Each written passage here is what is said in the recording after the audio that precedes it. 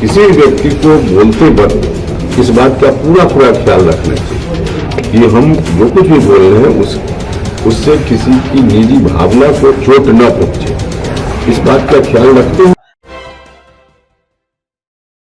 नमस्कार, आप देख रहे हैं सिटी पोस्ट लाइव और मैं हूं आपके साथ हर्षिता प्रताप सिंह। आनंद मोहन का वो बयान जिसमें उन्होंने सीएम नीतीश की तारीफ की थी और कहा था उनके वजह से ही वो आज जेल से बाहर हैं, इस पर उपेंद्र कुशवाहा जमकर नीतीश कुमार पर तंज कसते नजर आए। साफ तौर पर उपेंद्र कुशवाहा ने कहा कि इस वक्त चुनाव नजदीक है और हर कोई चुनाव के मद्देनजर ही अपना बयान देते हुए नजर आएगा।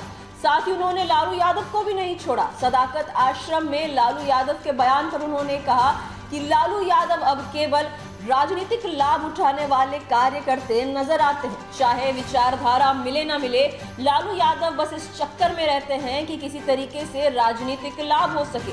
क्या कुछ कहते नजर आए उपेंद्र कुशवाहा, हम आपको पहले सुनाते हैं। की नारायण किया और आनंद मोहन ने कहा है कि इनके चलते ही हम जेल से बाहर आए हैं, इनके संशोधन के चलते ही मंच से कहा आनंद मोहन ने। देखिए, उसमें ऐसा करते हुए कानून का कितना पालन हुआ नहीं हुआ या कई तरह की बातें चलते रहती है, इस पर कुछ भी बोलने का मतलब कहीं ना कहीं राजनीतिक बात हो जाएगी। लेकिन अब चुनाव का समय है तो हर स्टेटमेंट लोगों का चुनाव को ध्यान में रखकर आ रहा है और हमको लगता है कि जो स्टेटमेंट मनमोहन जी का है या माननीय मुख्यमंत्री जी का, सब लोग चुनाव में कैसे लाभ मिले इस बात को ध्यान में रखकर स्टेटमेंट दे रहे हैं।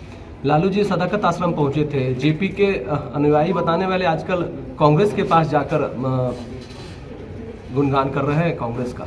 देखिए, कुल मिला कर वहाँ भी यही स्थिति है, तत्काल राजनीतिक लाभ कैसे मिल जाए, विचारधारा चाहे रसातल में जाए, आम लोगों का हित कहीं चला जाए, इससे कोई मतलब नहीं, उसकी कोई चिंता नहीं। सिर्फ अपने स्वार्थ की चिंता, अपनी तत्काल जो राजनीति है वह कैसे आगे बढ़े इसकी चिंता लोग करते हैं, इसलिए इस तरह की स्थिति देखने को मिलती है। सर, इस राजनीति में देवी देवताओं पर टिप्पणी क्यों इस तरह से करके ये वोट साधने का किस तरह का निशाना है, कैसे इसको देखते हैं? देखिए, इस मामला में हम तो यह कहेंगे कि हम तो कोई धर्मशास्त्र के ज्ञाता नहीं हैं, हम उसकी व्याख्या करने के अधिकारी नहीं हैं।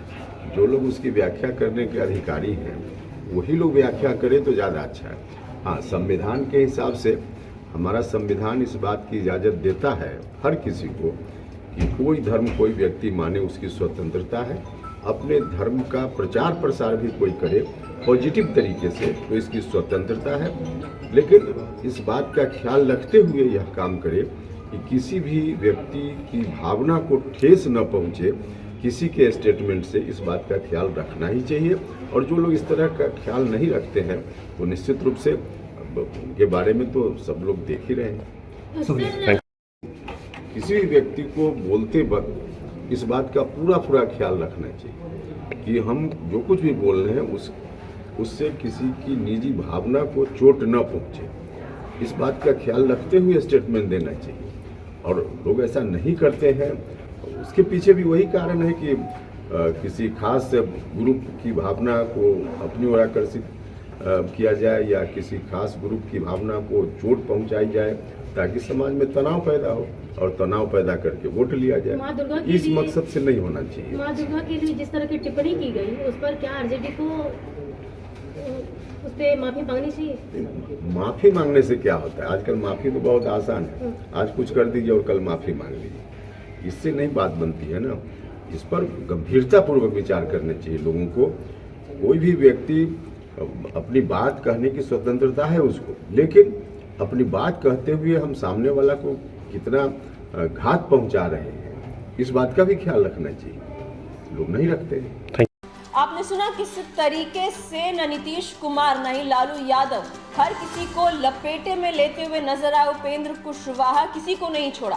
साथ ही उन्होंने ये राजद विधायक के मां दुर्गा पर आपत्तिजनक बयान को लेकर भी कहा कि इस तरीके के जब आप बयान देते हैं तो आपको ये सोचना चाहिए कि लोग।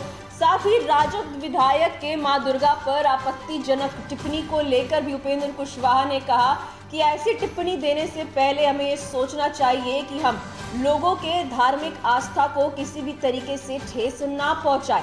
साथ ही उन्होंने कहा कि अगर कोई ऐसा बयान जानबूझकर देता है, इसका मतलब साफ है कि वो समाज में धर्म को लेकर तनाव पैदा करके वोट लेने की तैयारी में है। क्या कुछ कहते हुए नजर आए उपेंद्र कुशवाहा, ये हमने आपको सुनाया। फिलहाल इस खबर में इतना ही। आप आगे की खबरों के लिए देखते रहिए सिटी पोस्ट लाइव। इस वीडियो को लाइक करें, शेयर करें और चैनल को सब्सक्राइब करना ना भूलें। धन्यवाद।